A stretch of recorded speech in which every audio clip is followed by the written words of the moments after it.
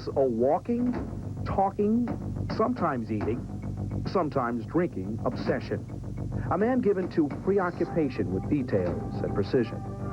A ruthless, calculating, and yet fiery, passionate leader of men. A football coach measures his successes with wins. His ultimate definition, though, comes with trophies. Jimmy Johnson is a finisher who also likes to start things. He has historically moved from town to town, team to team, after his job is done. Look for new challenges, new obsessions. In the span of 1 week, the Dallas Cowboys coach has boasted and cajoled and intimidated and inspired and offended and amused the football world. Thanks to you guys, y'all did the walking, all right? Hey, and one thing, this week I'm not going to say a word. You know how I feel, but I'm not going to say a word, but I will say one thing right now. How about them Cowboys? But with 5 years to go on a contract worth $1 million a year, Jimmy Johnson is thinking about his place in history and just where that place might be. Yet, like the shark in his tank, he needs to keep moving, keep devouring his prey. Just when you think you've got him pegged, he does something else that makes you think you'll never have him figured out, says his safety, Bill Banks. Well, today in our exclusive extended conversation, we'll talk about roots and wings, raising hell and winning rings with pro football's most compelling coach, Jimmy Johnson, up close. You heard him say it last week. You can talk the talk, but you got to be able to walk the walk. Well, he walked the walk, and that's why he's doing the talk. Jimmy Johnson, welcome. Good to see you. Good to see you, Rob. First question on the box, are they brass or are they... The only thing that I can guarantee is they are not paper mache. Okay. Here's the thing I want to talk about. Putting yourself on the line in life, not just in coaching. You know, you can talk a lot, as you did last week, a lot of bravado. Some say manipulation, riding the emotional roller coaster as you did, and even saying and doing some outrageous things. People love it in the profession of writing and covering this stuff. He's a colorful guy. Who doesn't like it are your opponents, and some of the people who say you're mocking them, or some of the people who suggest he's going to get his. It's a dangerous game you're playing, isn't it?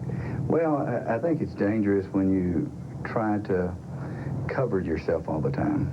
It's a dangerous game if you want to be in the middle of the road. You want everybody to like you. Mm-hmm. It's a dangerous game if you live your life other than the way I live mine. I'm always at the top, or I'm always at the bottom. And I would never want an 8-to-5 job, 40-hour week, dinner at home every night. I don't want to be routine. I don't want to be average. Mm-hmm. I'm willing to take major risk to be at the top. And, you know, in some ways, being at the bottom really is good because it makes you appreciate the way it is at the top. You certainly were at the bottom before you brought him to the top. We can use the old phrase, what goes around comes around, though. You know, I've heard you talk about this. A lot of people say it's one of the oldest, hey, watch your butt, because what goes around comes around. You don't care about that stuff. No, I mean, I know people are going to beat our teams. Hey, that's not the first time, and it won't be the last. I live with that. I mean, that doesn't bother me.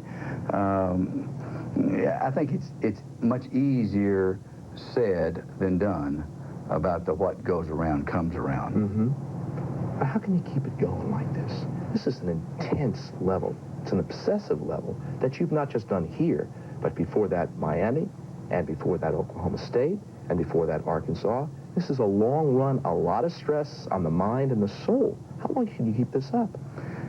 Well, yeah, I'm not in it for longevity. You're not? No, not at all. And in fact, you know... You in it for history, Jimmy? No, not really. I'm not trying to beat anybody's records. I don't have that kind of pace. You know, I don't want to pace myself through, 15 more years. I want to be the best that I can be for this particular year. And just like I do every year, after it's over with, I assess things. I say, hey, am I having fun? Is this enjoyable? Is this what I want to continue to do? And I make a decision. Every year I make a decision. Mike Tyson, you know boxing. Mike Tyson was a favorite fighter of yours. He will be back someday, too. I remember once I asked him, tell me about fear. He said, fear is my friend. I said, it's interesting. I said, how do you mean? He says, Customato told me that fear can be used two ways.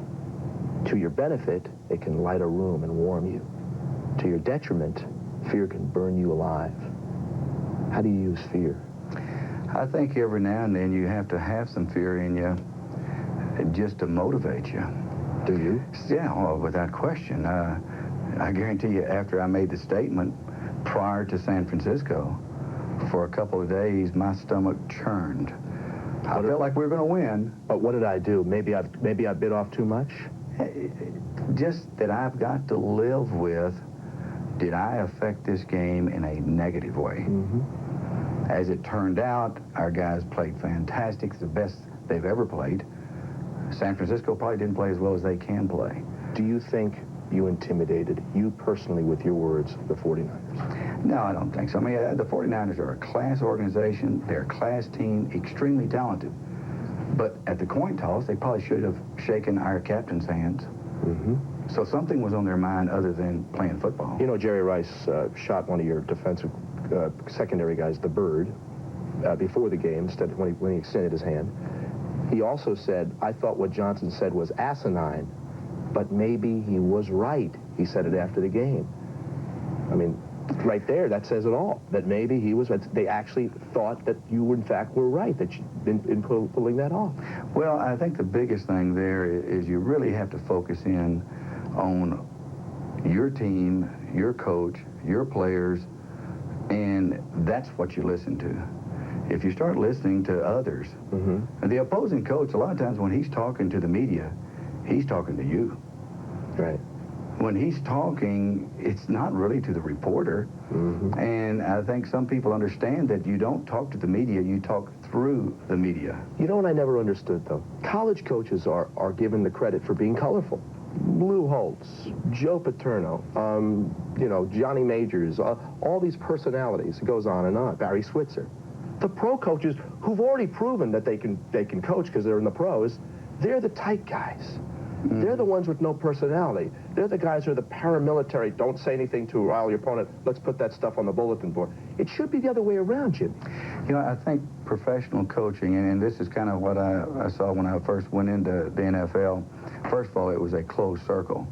They didn't really want outsiders coming in because it was almost a tradition of if you didn't do well one place, you go to another place. And you just kept going through the carousel. And so the one thing that you always wanted to do is you always wanted to cover yourself. Don't take too many risks. Don't burn those bridges. Right. I mean, you try, if you go out there and you irritate too many people, when you're out, they may not hire you. So you don't give a damn if you burn a bridge.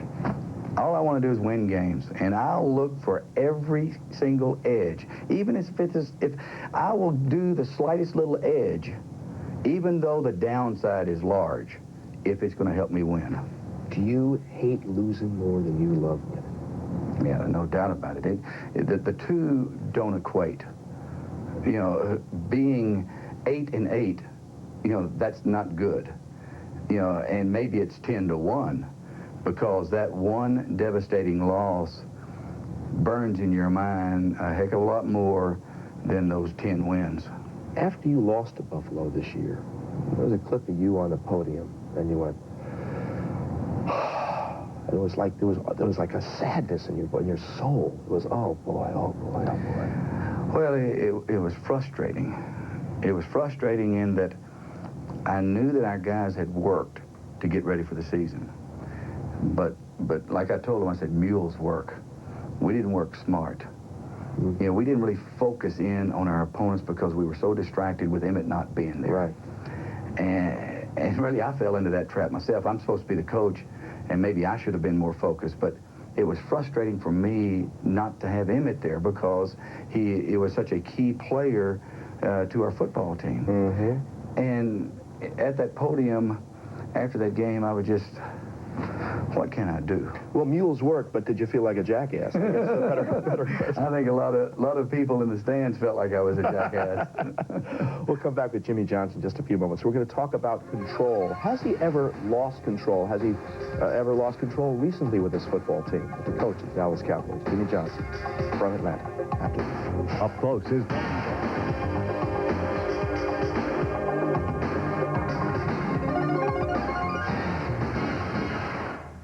Talking to Jimmy Johnson from Atlanta, site of Super Bowl 28. We've talked about this before, the fact he color codes his place, his condo. It's got to be white carpeting, got to be a special look. He's fastidious, he's obsessive with things like lint. It's a cliche to say a control freak, but certainly if you look in the dictionary on that phrase, you're going to see Jimmy Johnson. There are some people who have suggested in several books that you lost control in several times. One that comes to mind was after the Redskins lost last year, that you cracked up. That was the phrase. Some people have been quoted for the record. Tony Wise, Larry Lacewell, Dave Wanstadt, perhaps your best friend in the sport, Troy Aikman. Is it true? Well, in every instance, and I know what you're referring to, all four of those people disputed what was written. Mm-hmm. Things were taken out of context, one little sentence, and it was really distorted. And it was reported that I lost control after the Washington loss. We never lost another game after that game. Mm-hmm. So whether or not I lost control or not, for some reason, we kept winning, and we won every game right on through the Super Bowl. What is crossing the line for a coach after a loss? Throwing stuff isn't. All coaches do that. Screaming at players isn't. See, Roy, I think you've got to do this. If you're going to be an individual that tries to motivate others, if you try to do the same thing time after time, or if you try to do the things that everybody else does, mm-hmm. The players that we have today, it's not going to take hold. It's going to go in one ear and out the other. Mm-hmm. So at times you have to be different. At times you have to be extreme.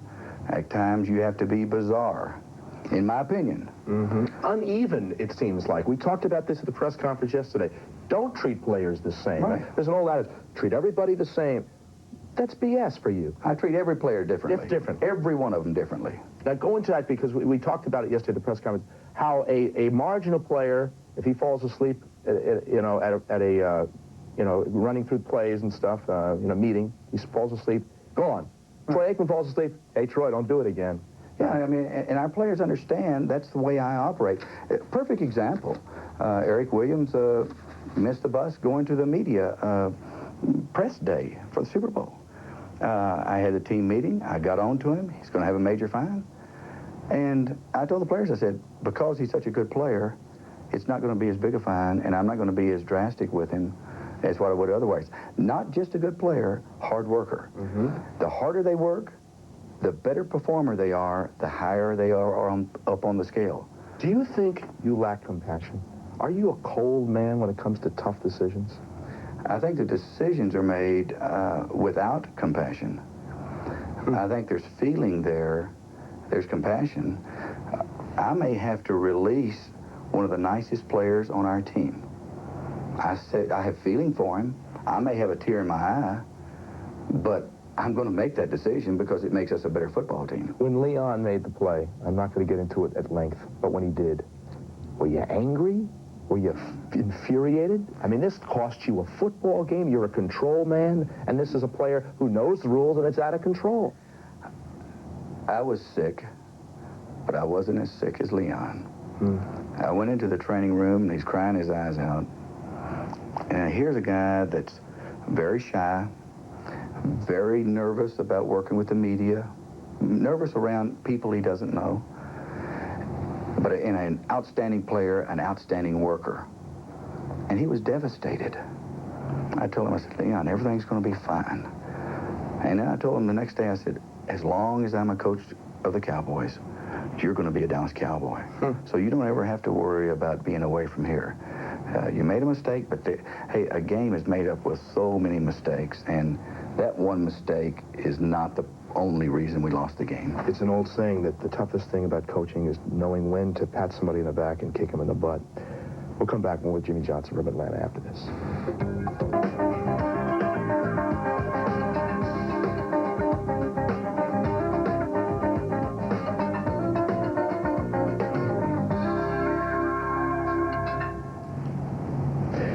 I'm just going to tell you what I've heard and what I know. Apparently there is a loophole that says if you want to move from one city to another in the National Football League, you can do so as long as you're moving up. In other words, if you're coach and you move to a position of general manager or president or part owner or something, you can do that without there being any repercussions. I've also heard that Jimmy Johnson has friends, associates who have already moved to Jacksonville. I want to talk about that for a few moments.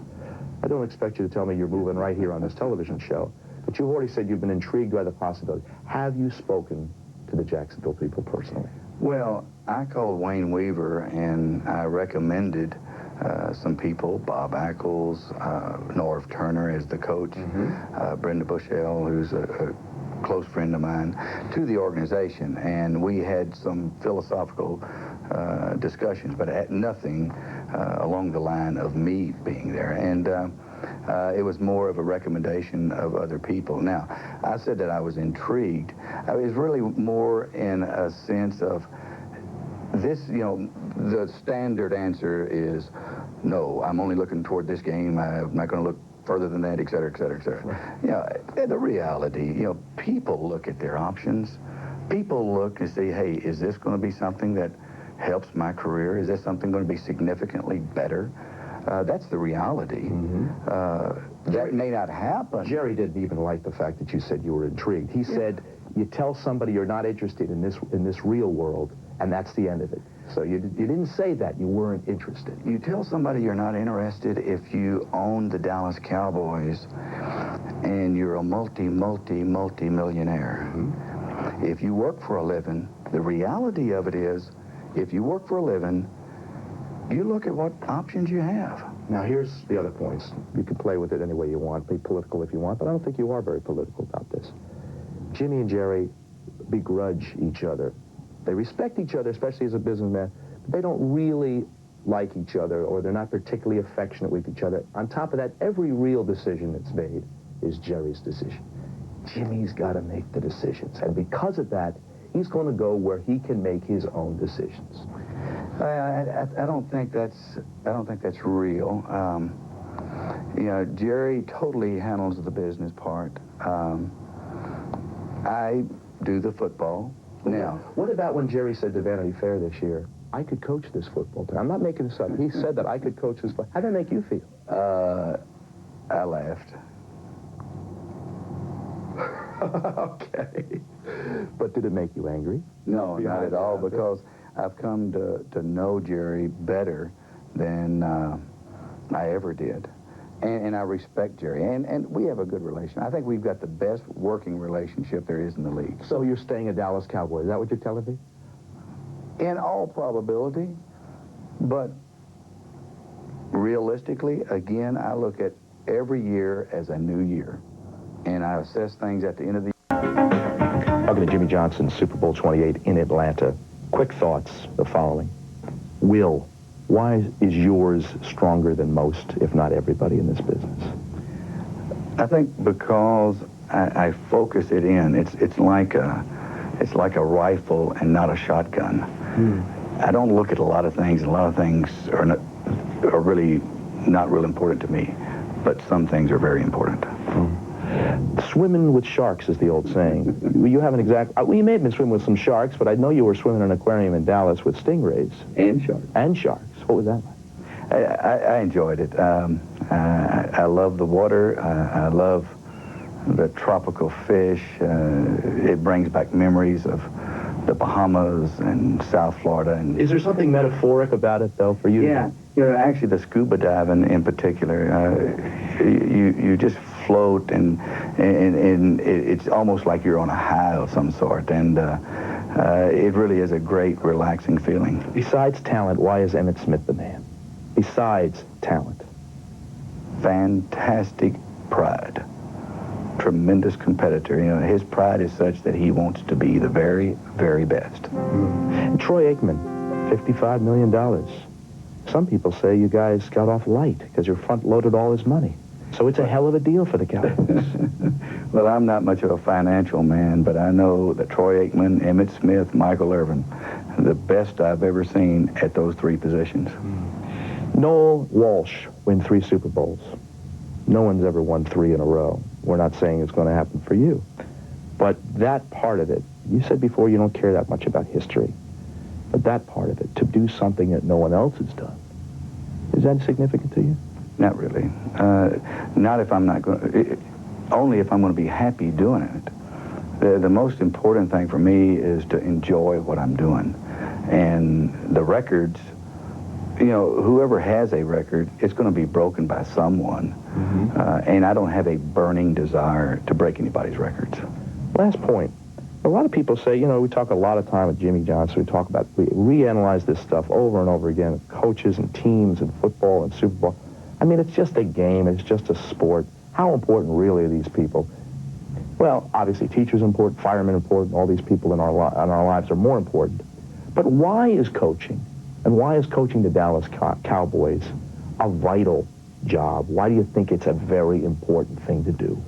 Well, I think a lot of people, and I'm not just talking about the people in the organization, the players, coaches, etc. A lot of people throughout the country, maybe world, live a part of their lives through the Dallas Cowboys or the San Francisco 49ers or something that they identify with as far as being exciting, fun, positive. You know, with the Dallas Cowboys winning, hey, there's a lot of people that feel good about getting out of bed in the morning and going to work because they identify with things that that are positive in their lives, and so it is important.